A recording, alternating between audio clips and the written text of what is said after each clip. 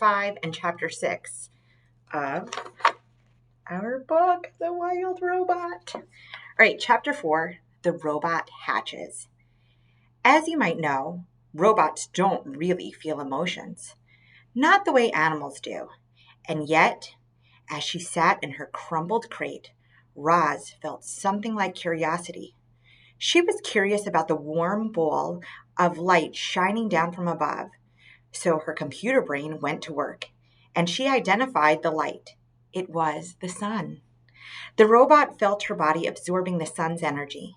With each passing minute, she felt more awake.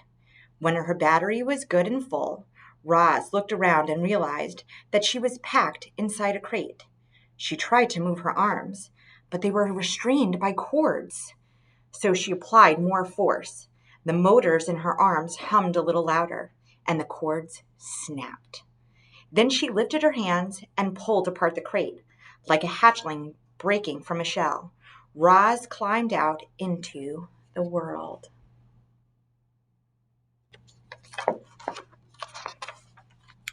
Chapter 5, The Robot Gravesite.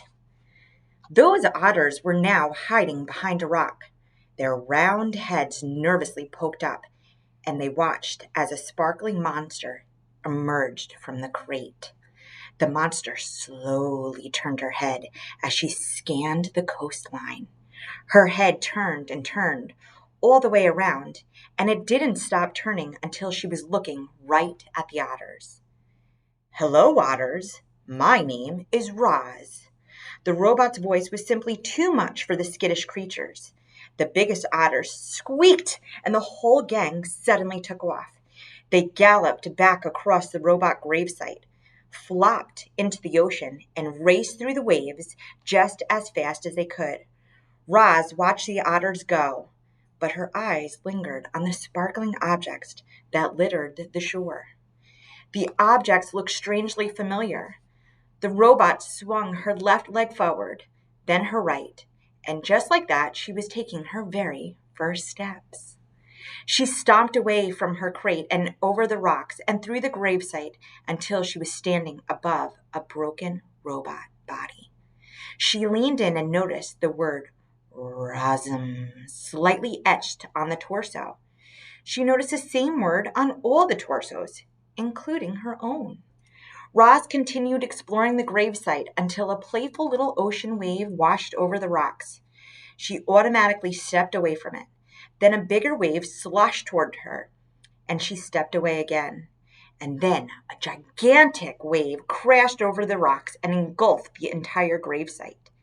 Heavy water pounded against her body and knocked her to the ground, and her damage sensors flared for the first time. A moment later, the wave was gone, and Roz lay there, dripping and dented and surrounded by dead robots. Roz could feel her survival instincts, the part of her computer brain that made her want to avoid danger and take care of herself so she could continue functioning properly. Her instincts were urging her to move away from the ocean. She carefully got to her feet and saw that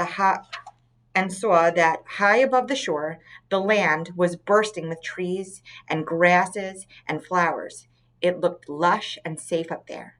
It looked like a much better place for our robot. She had just one problem. To get up there, she would have to climb the sea cliffs. Chapter 6, The Climb. Crack, thunk, clang! Roz was having a little trouble climbing the cliffs. She had a new dent on her rear and a long scrape down her side, and she was just about to get another ding when a crab scuttled out from under a piece of driftwood. The crab looked up and immediately showed off his giant claws. Everyone was afraid of his claws. But not the robot. She just looked down and introduced herself. "Hello, crab. My name is Roz." After a brief standoff, the crab cautiously backed away, and that's when Roz noticed how easily he moved over the rocks. With his wide stance and his grippy feet, the crab could crawl up and down any rock face. So Roz decided to try out his climbing technique. She spread her arms wide and clamped each of her hands onto the cliffside. She jammed one foot into a crack and lifted her other foot onto a narrow ledge. And just like that, she was climbing. Roz moved awkwardly at first. A chunk of rock crumbled in her hand, and she had trouble finding footholds. But as she climbed higher and higher, she started to get the hang of it. Seagulls squawked from the cliff nests and soared away when the robot came too close.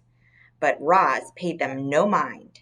She was focused only on getting to the top.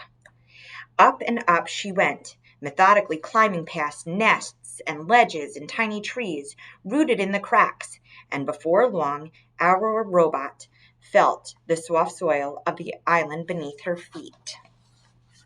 Look at her climbing. And that's the end of that. Bye. Thanks for reading with me.